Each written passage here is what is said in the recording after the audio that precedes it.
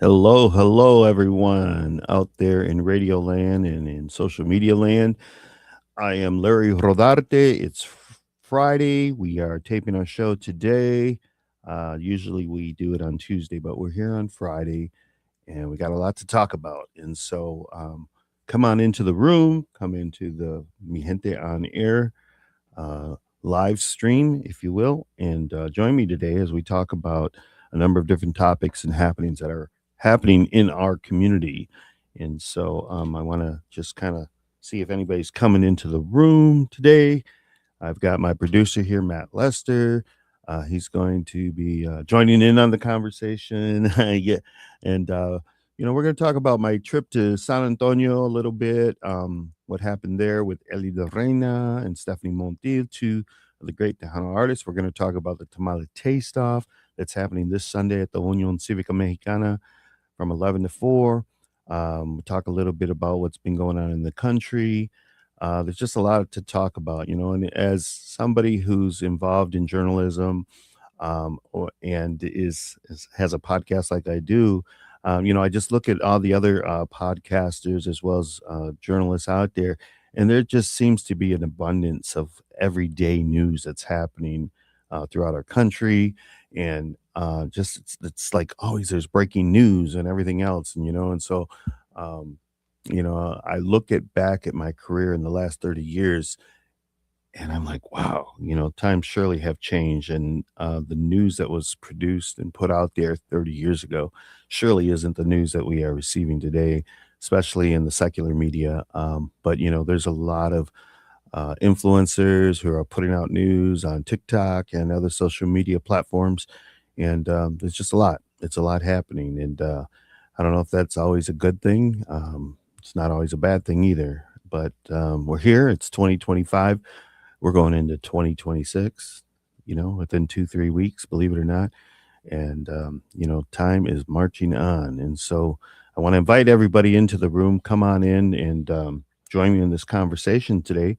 And we're going to start the show in a little bit here. And we're going to just talk to you, our community, as well as those who um, listen on a regular basis or listen throughout the week. Um, I hope that you guys will come in to the room today, but also to come in, join us, like I said, for the Tamale Taste Off on Sunday. It's a community event. We've got six tamale makers that are going to be vying for, best tamales in the area, and it's a great cultural community event that everybody's invited to. So come on into the room, join me here. I'm Gente on Air. If you got a comment, you got a question, you got a concern, put it in the room. We'll try to address it because I like to have that interaction between the listener and those who are watching the show. And I want to ask my producer to make sure that I've got my chat room here up on the screen. And we're going to be talking about a number of different issues. And my show isn't always political. I try to stay away from that. There's so much out there that is on the political aspect, on the different networks and other shows or whatever. But sometimes it calls for it, especially in regard to the immigration issue. And here I am, a Latino on WSGW, and I sometimes have the need to address that. And so I'll be talking a little bit about that as well here today. But come on in, join me here on Mi Gente on Air.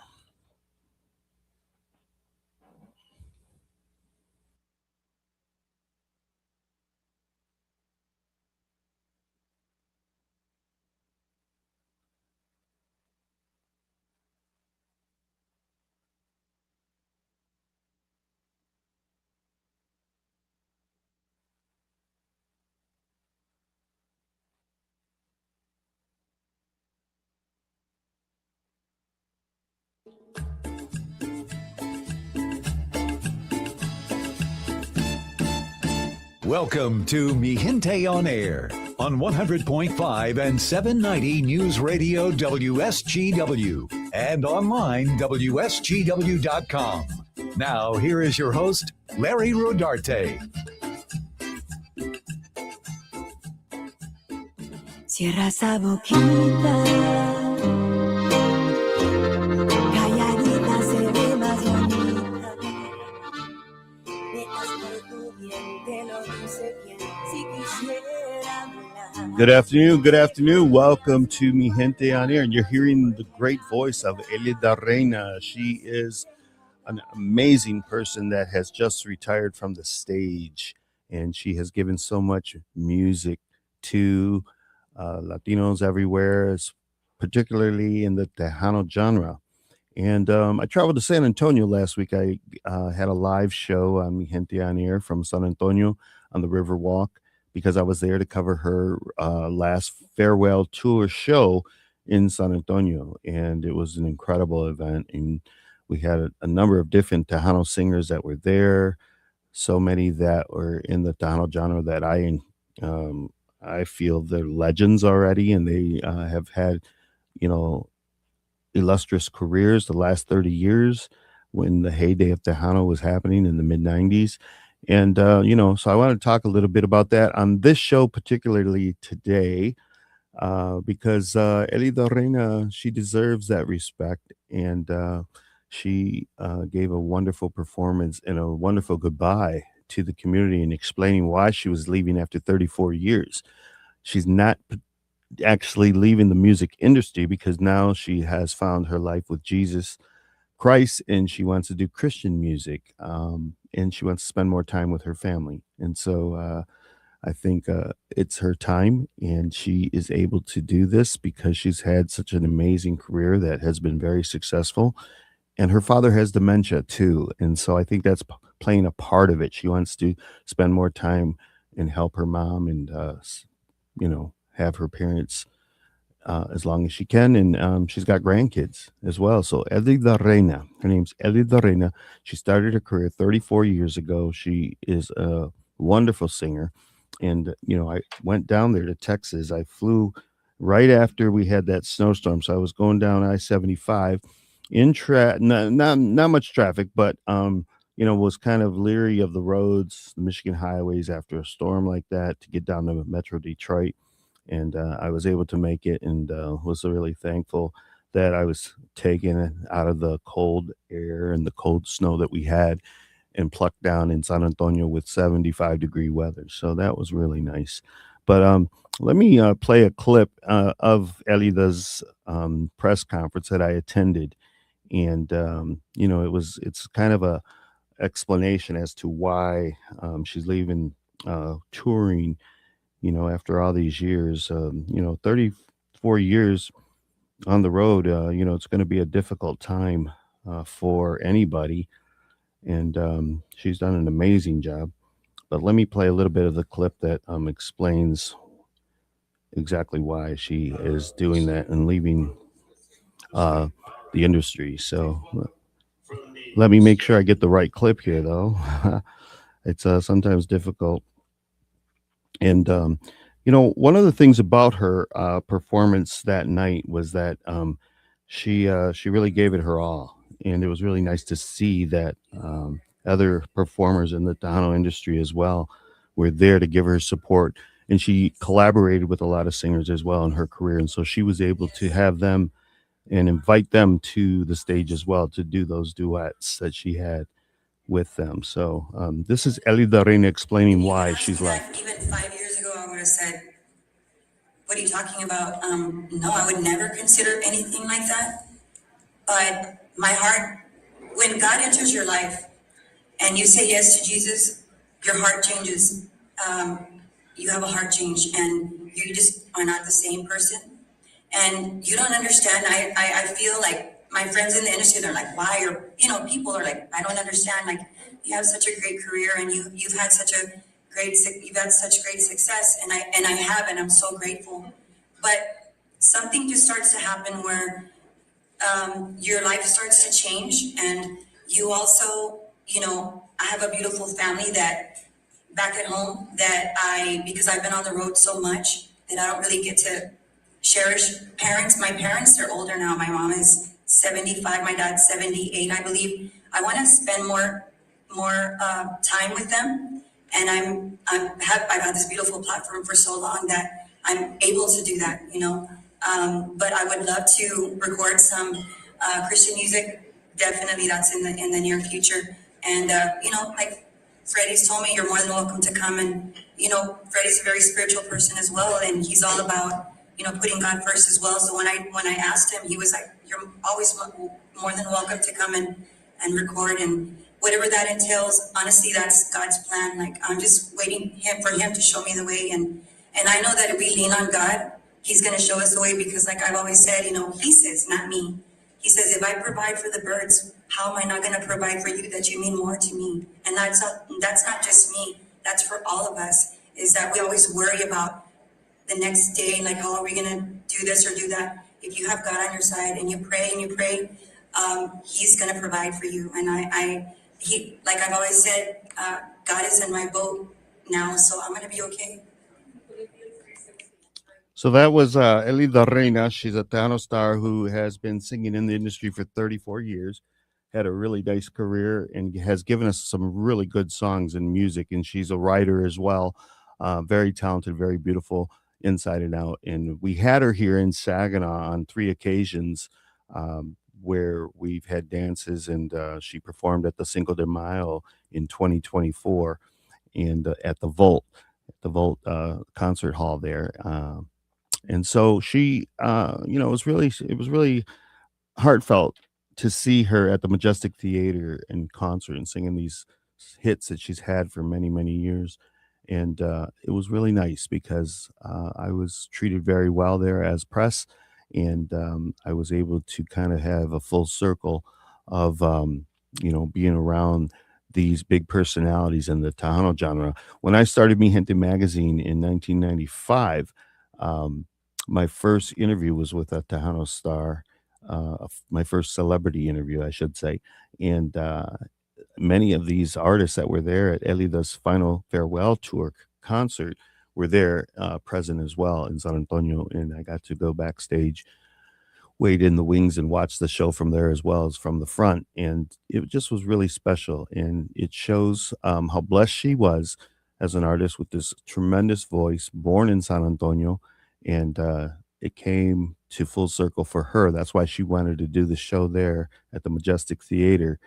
And it just was, a special time where it really made you think in regards to the last 30 years in the industry, how much these artists who were up and coming, who have given their all in touring and singing and writing and recording, how much they have given. Michael Salgado was there, good friend of mine as well, has been to Saginaw a few times. He sang a duet with her. Jesse Turner, who was just here for Cinco de Mayo as well in 2025 at the Soaring Eagle Casino. Elsa Garcia, who was is an older um, has an older career, longer than Elida, and she sang a duet with her as well as Lucky Joe.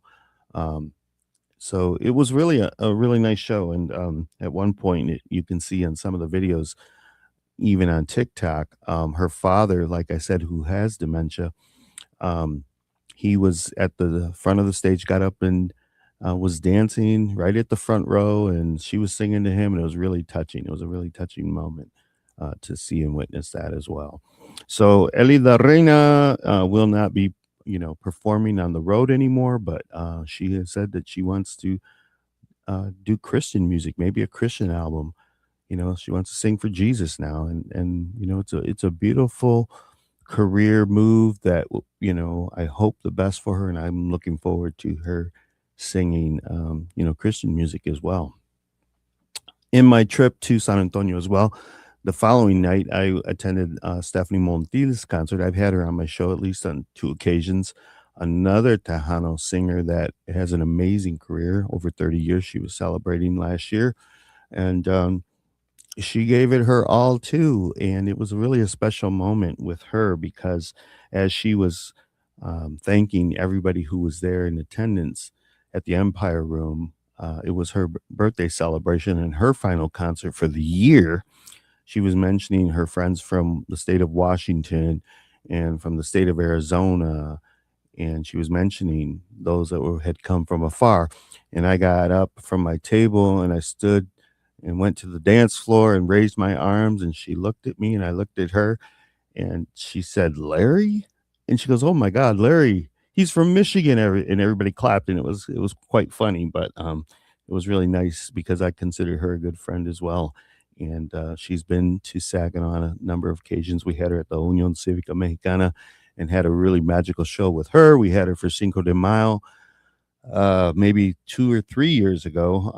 So it's really nice to have that personal relationship with these artists who, when I say personal, I mean that I have supported their careers.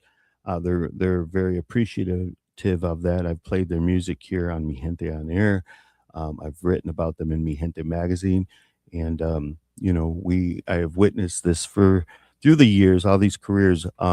Bobby Polido as well has retired from the music industry as he has um, sought out a political career. He's running, I believe, for Congress in his district over there in the Valley, and so he has really changed his career path, and he has a strong conviction to want to help the people of the Valley.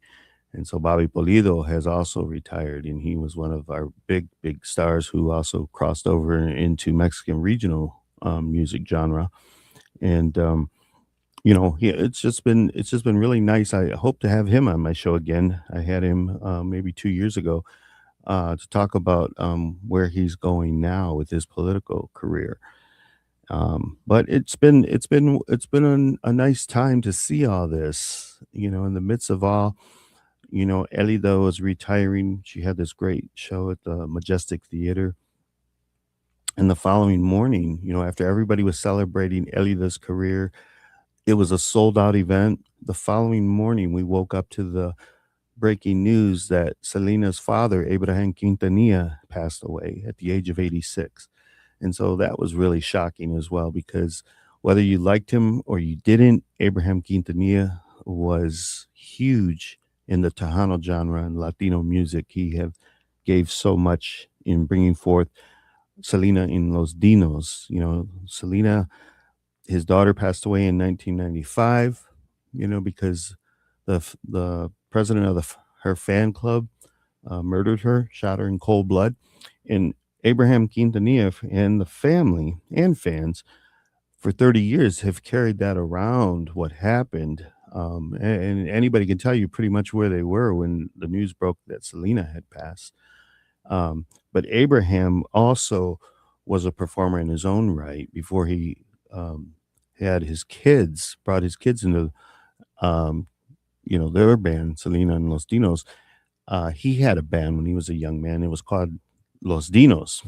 And I remember in conversation with him last year in 2024, we talked about he was here in Saginaw as Los Dinos, and the promoter at the time was Jose Gonzalez. They called him El Pato, and he owned the El Pato grocery store as well. I think it was on Lapeer, I'm not sure, but his wife was Lillian Gonzalez, and they were both business people, entrepreneurs. And Lillian Gonzalez was involved with Question Mark and the Mysterians in 1966. She was their manager, and El Pato was a promoter in the area, and he brought Los Dinos to the Saginaw area. And it was right during the time of the Detroit riots that were happening, where it was out of control in Detroit, the racial riots, and there was word that the riots were going to happen in downtown Saginaw as well. And the mayor at the time, our first black African American mayor, I forgot his name at the moment. Matt, do you know who the name? No. Well, anyways, he sat in the middle of Genesee, preparing for this riot to come. And El Pato, who was the promoter who had those Dinos in town, he actually kept them up above the store and told Abraham and his bandmates, some of his brothers, that no, they couldn't come out and perform because the tension was too high with the racial riots that was supposed to come from Detroit into Saginaw. So, that's really a story that Abraham had told me, and I was trying to get him on the show here on Mi Gente on Air, and he had agreed to it.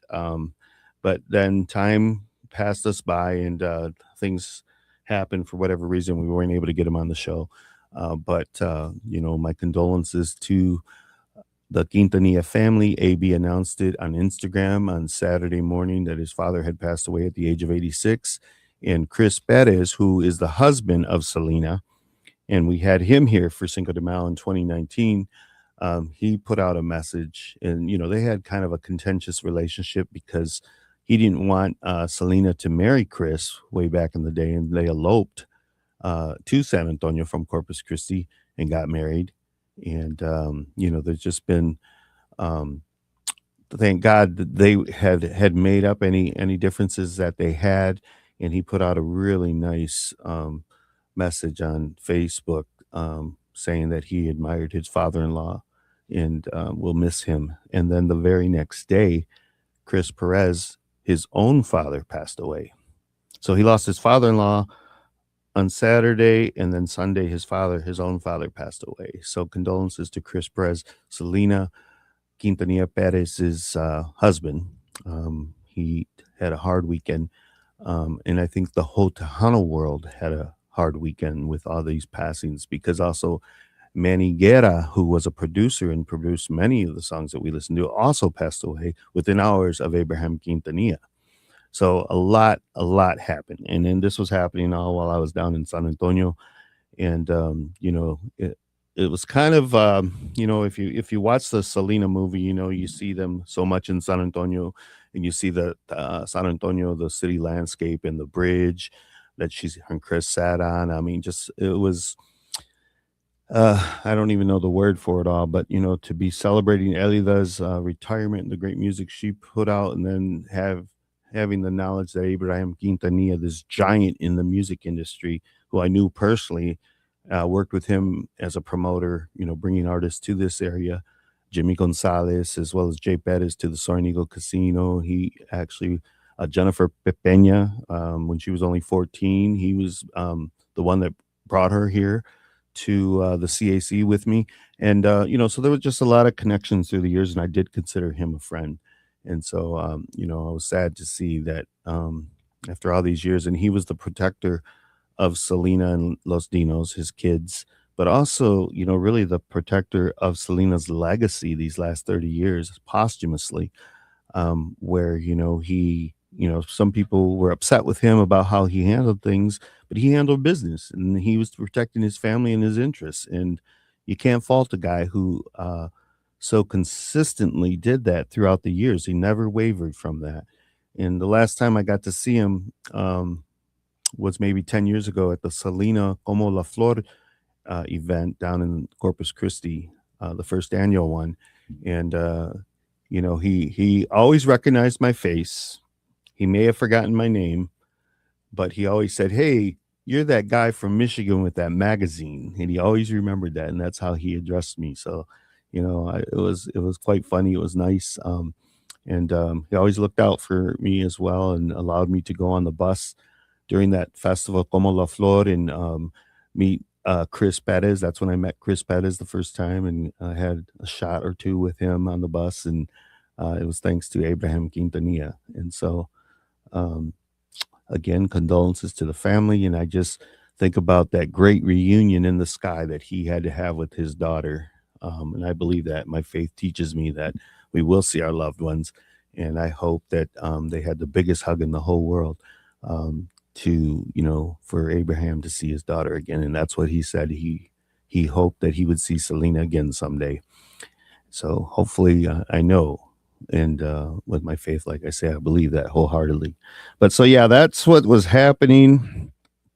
For me last weekend, I posted a lot of video and on TikTok as well as on my Facebook page and all, and wanted to share that experience with my audience on my platform because um, it gave really a good insight of what was actually happening in the Tejano world. And as you know, Saginaw and Lansing and Flint, we're Tejano towns still. We listen to that Tejano music, and our dances are filled with Tejano artists locally. We're not as much as like the city of Detroit, where they're more into the Mexican regional banda music. And It was nice to be at a dance hall in San Antonio as well, seeing Stephanie Montil perform a high energy concert and see all these Tejanos dancing with their boots and their cowboy hats and their flashy dresses and flashy outfits. And it just was, a feel good moment for me to be able to witness that. And I want to thank my cousin Connie Medell, who picked me up, and we went out thinking we were 30 years younger and having a great time. And we went to a restaurant and picked up Barilla tacos, and oh my God, they were so good. They were so, so good. So that is why I was in San Antonio in that nice hot weather, and flew back this week early on Monday and back here making tamales. And we're getting ready for the 15th annual tamale taste off that's happening at the Unión Cívica Mexicana. And we'll talk about that when we come back from this commercial. And we'll see you when we come back here on Mi Gente on Air.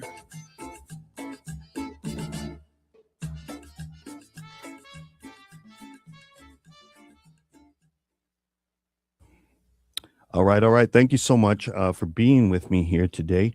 And we got one comment in the room, Alma Contreras. She says, Los Estrellas de Oro estaban en San Antonio también. Yes, they are. They have done some wonderful things. Estrellas de Oro Jr., they have made their way to Tejas a few times, I believe, and they have won an award. Were nominated for Best New Artist, I believe, band at some awards down there as well. And so, they're making their own way, and they are known in the Texas region as well as locally here in the Midwest, as a Tejano band and a conjunto band, and they have played for many, many years. And Junior is a great musician and has been doing it a long time as well.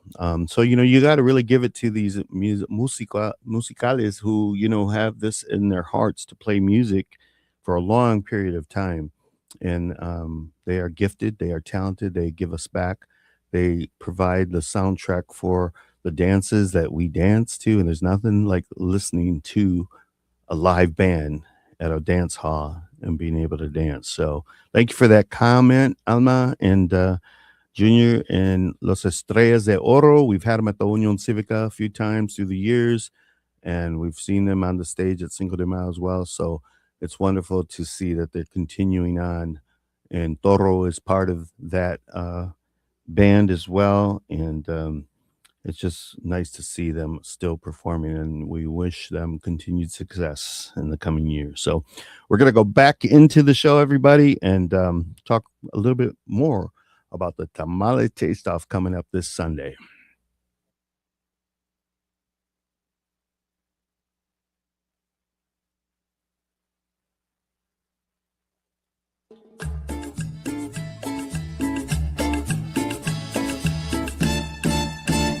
This is Mi Gente on Air on WSGW. Buenos tardes. Welcome, welcome, welcome back to Mi Gente on Air. It is Friday, and we're celebrating tamales in the community because it's tamale season now. And the month of December, everybody starts making their tamales.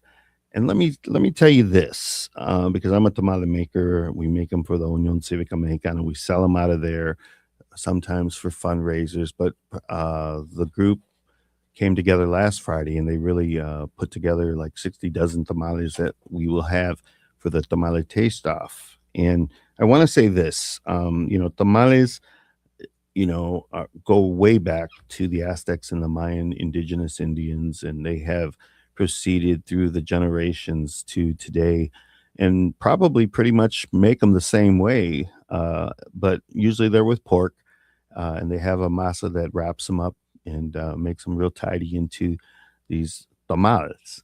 And tamales are usually sold for a dozen, and there's usually the 12 in a pack. And today, the going rate for many of them is $18 to $20. I've seen elsewhere where they're even more, $25, $30 a dozen.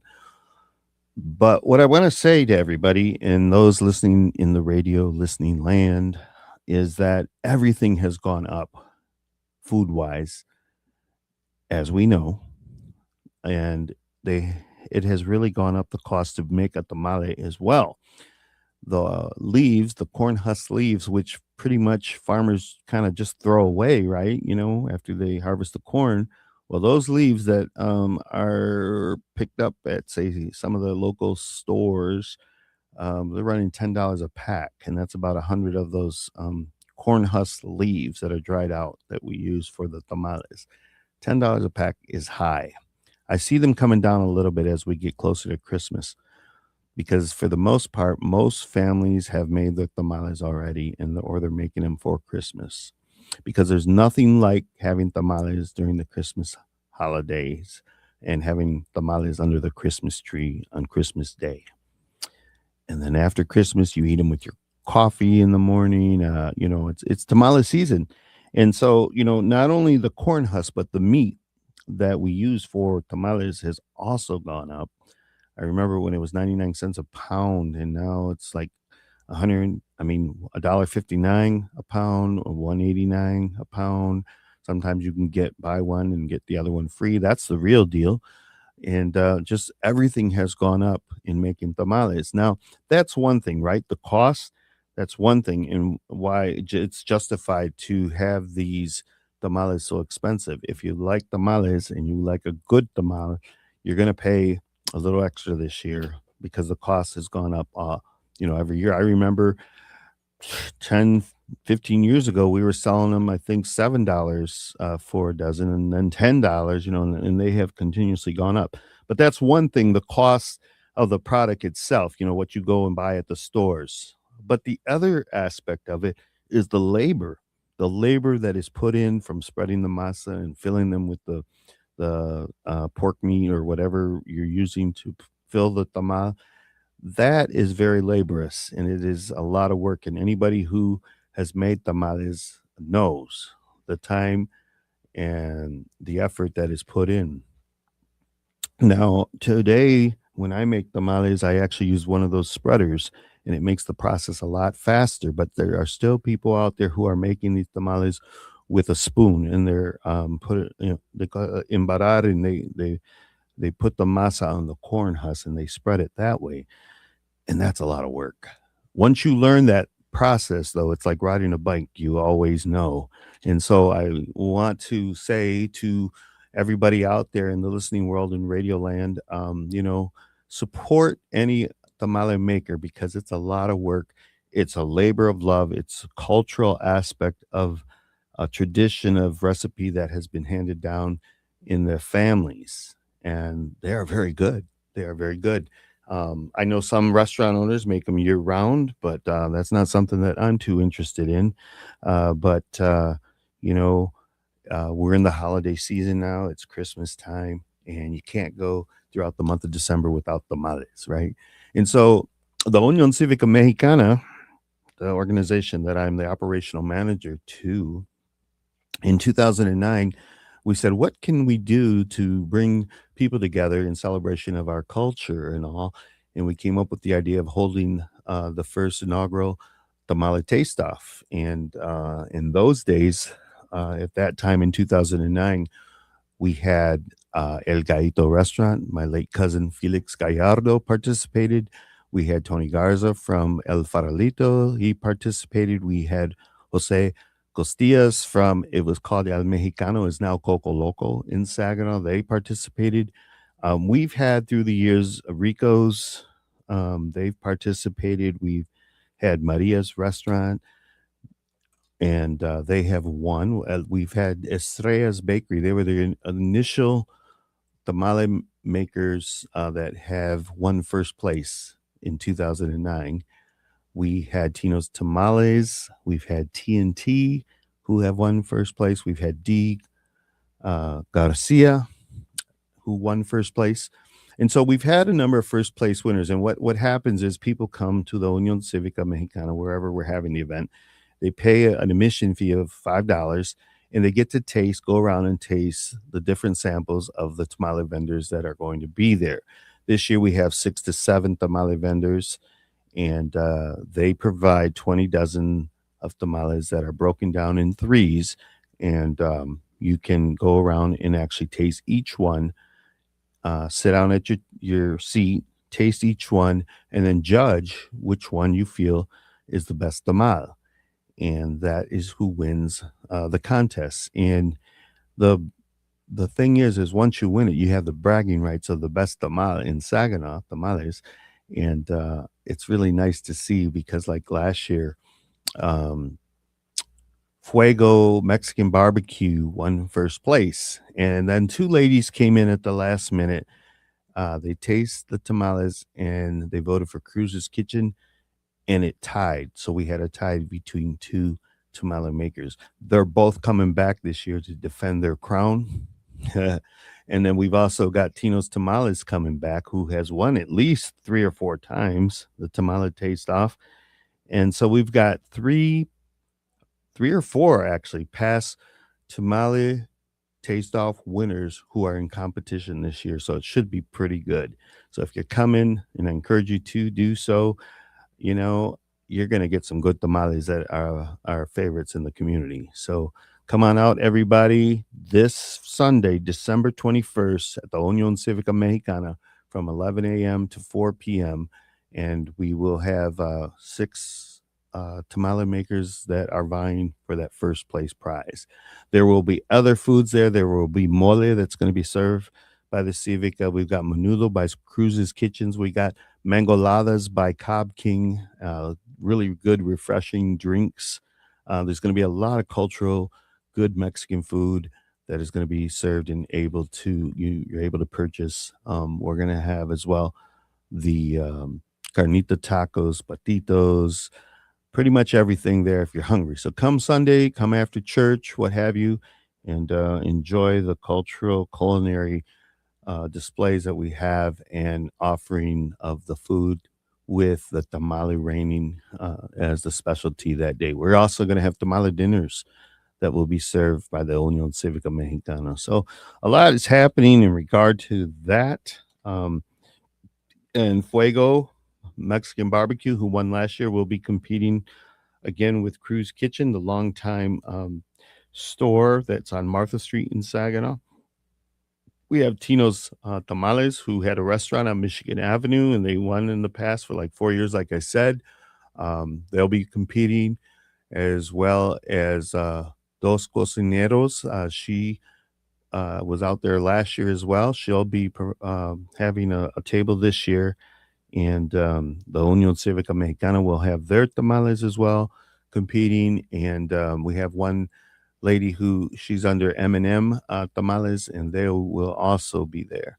So if you're hungry and you like tamales, this is the place to be, honestly. And it's just a good cultural event where there's a lot of camaraderie within the community because everybody kind of is there because they have the love for tamales. And the actual time again, like I said, is 11 a.m. to 4 p.m. But try to come early because usually by like 3 o'clock, the tamale vendors makers they start running out of tamales because sometimes in the past when we had this event over at Nouvelle Catholic High School in the gymnasium, we had over 1,000 people. We're here now back at the Union Civica where we started, and I don't think we'll get the 1,000 people, but we will get a lot of people, I'm pretty sure. And so come early, like I said, bring the family, bring friends, people who are interested in buying tamales. This is the place to be because that's why we're having it on the Sunday before Christmas so that everybody can get their tamales. They can put them in the refrigerator. They'll still be fresh for Christmas, or you can freeze them and then pull them out and then steam them, and they'll be very good for your Christmas holiday with family. And we'll have some hot tamales, spicy tamales, as well as the normal ones that the Civica will be selling. So, like, once you actually go around and you vote on your best tamal, you can actually go and purchase from these vendors their tamales after you've tasted them. So it's a good event that has been going on. This is our quinceañero, the 15th year that we're actually putting this event on by the Union Civica Mexicana. And I'm really proud of that because this is one of the signature events of the Union Civica in promoting our culture and our heritage. And that's part of the whole reason why our founders actually put the Union Civica together to help promote the cultural aspect of our community so the young people wouldn't forget our heritage and culture. And so we're continuing on that. And like I said, this is the 15th year, 15 years that we put on this tamale taste off in the Saginaw area. And now what I've noticed this year is friends over in Lansing are starting a tamale taste off. That's going to be at the El Dorado Event Center. And I'm not sure what day. I don't know if they've picked a day yet or whatever, but it's got to be coming up as well. Because, like I said, December is tamale month. So, anybody who's listening out there, come on out to the 15th annual Tamale Taste Off happening this Sunday at the Union Civica Mexicana from 11 a.m. to 4 p.m. And if anybody has any questions or concern, give me a call, hit me up on Facebook, whatever, and we can address it then. So that's what's been happening. The concert with Elida Reina, the Tamale Taste Off. And in the midst of all that, Abraham Quintanilla, the biggest promoter of Tejano music probably in our lifetime, passes away. Selena's dad, Selena Quintanilla, Selena, the Tejano star, he cultivated and brought forth his children, raised them, and realized that they also had his musical talents and, really made an impact on the world. Now, we know Selena passed away in 1995. And I've said this before on my program, like I've never seen an artist whose popularity increased in her passing. Posthumously, she became a bigger artist than when she was actually alive. And she was ours in the Tejano genre. She was huge. She was like our Elvis. And then she was trying to cross over into the English market. She produced and put out an English album. She didn't get to finish it, but the producers and all them did, and it was very successful. It was probably the highest selling album by a Latino, and she is loved dearly throughout the world. And I say that because I produced several magazines with Selena on the cover and had sold them not only in the United States and Texas, but across in Europe. There were fans that actually wanted that magazine and purchased it because of their love for Selena as well. The other thing I just wanted to talk about was, you know, this immigration crisis that is happening within our community to many of our people. And the part that I'm going to talk about is why I have really posted some posts in support of immigrants and against ICE, and simply because I don't like what's happening. And I don't like the idea that U.S. citizens such as myself, that look like me, that talk like me, that work at places like where I work at the Union Civica Mexicana, they are being picked up and detained, not necessarily deported unless they get it really wrong, but they are detained for hours. Um, and they are U.S. citizens. Some have been born here, just like myself as a Mexican American. Some have legally obtained their citizenship, and they are also being detained. We've seen video this week of a pregnant woman in Minnesota who was dragged by ICE officers, and the undue process of what they're doing just is wrong. It's just wrong.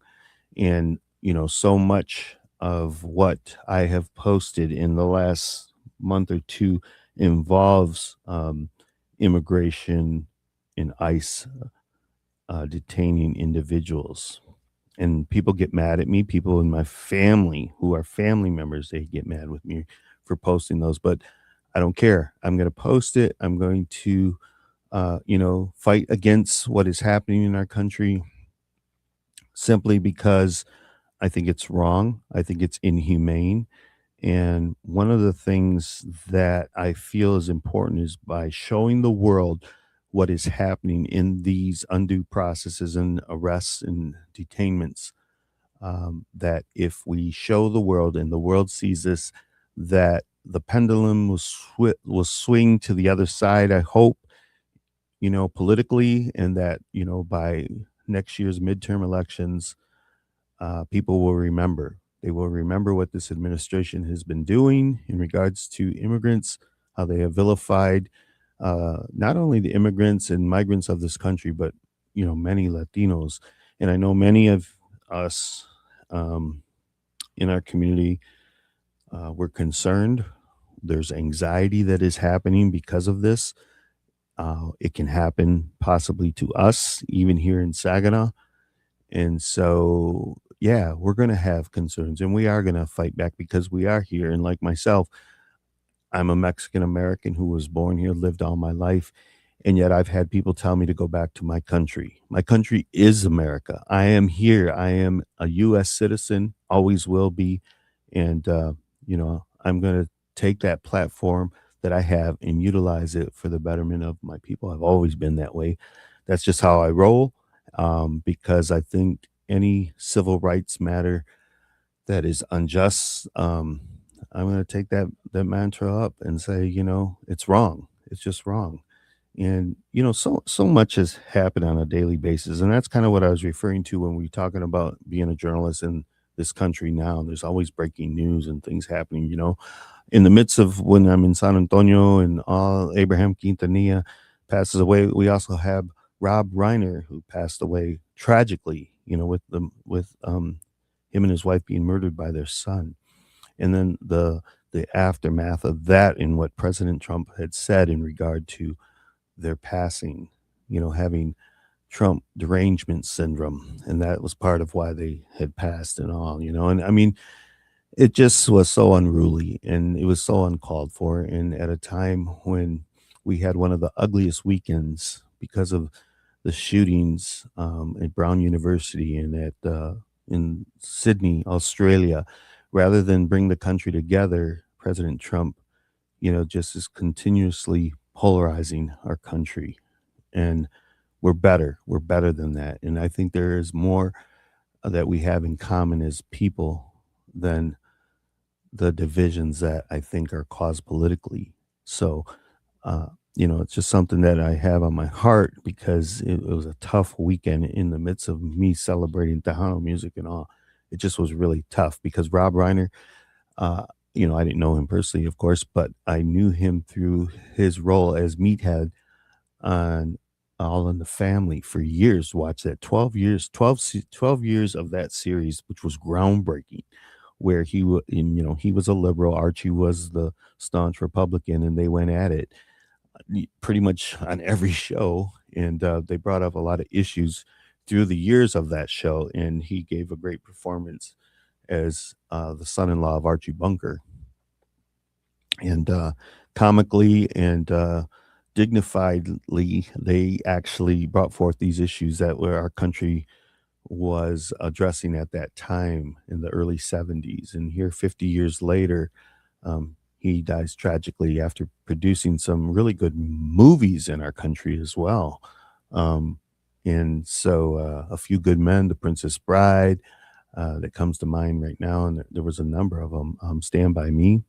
And, Rob Reiner was a great talent. He gave a lot. And unfortunately, he had a child who was addicted and had schizophrenia. And we see the aftermath of that with this tragic homicide of him and his wife. So it's really sad. And there are many families that have to deal with addiction, within their families. And it's not pretty, it's not easy, and everybody goes who has gone through that struggle knows kind of what Rob Reiner must have gone through. So condolences to everybody who's reeling from that passing as well, who's reeling from the shootings that we have in this country. And I hope that everybody will really look towards their conscience as we go forward in America in this time and day and realize that maybe we should go a different direction. Come on, you know? So thank you, everybody. Thank you for being with me on this show today. Thank you for allowing me to voice my opinions and voice my experiences. And I'm happy. I'm happy to be here with you, having this platform and talking about Latino concerns, cultures, and contributions. So we'll see you next week here on Mi Gente on Air.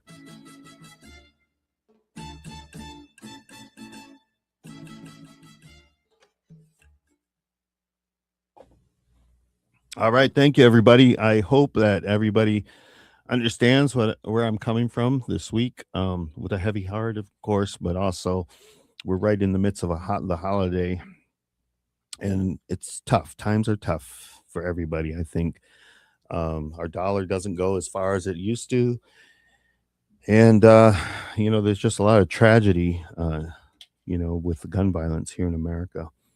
And we still go forward, and we're getting ready for Christmas and New Year's. And so I just want to wish everybody a beautiful holiday season as much as we can, and a Merry Christmas to everybody, and a Happy New Year. And I don't know, Matt, do we have a show next week? Is it during the Christmas holiday or afterwards? I don't even know where we're at time wise. Today's the 19th. So this coming Tuesday, we'll have a show, correct? I guess that's really up to you and what you want to do. Well, yeah, we'll see. But maybe everybody's getting ready for the holiday and we'll be busy. But just thanks everybody, and we'll see you next week here on Mi Gente on Air. Adios.